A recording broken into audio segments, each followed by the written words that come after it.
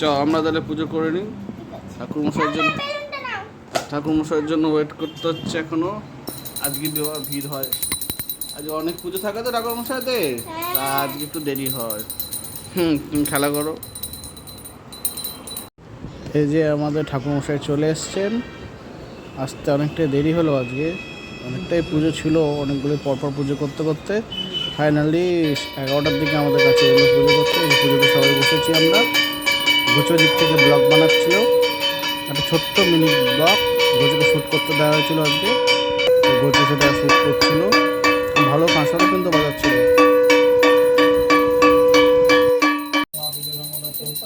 পুজো এখন শেষের পথে, তো আস্তে আস্তে আমাদের 12টা বেজে গেছিলো পুজো কমপ্লিট হতে হতে, 12টা সাড়ে 12টা বেজে গেছে।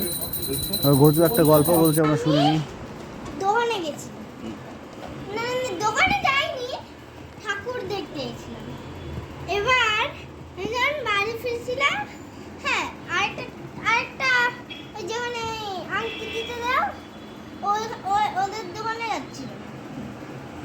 তারপর একটা বেলুনের দোকান থেকে আমাকে ডাকলো, আমাকে কোলে উঠিয়ে চেয়ারে বসিয়ে সবাইকে দিতে লাগলো যেগুলো চাইছে। এবার আমি আর চুপচাপ বসে আছি।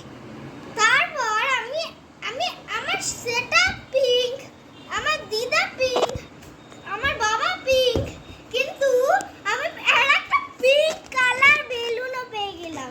মিনি ব্লগটা এখানেই শেষ করলাম, টাটা।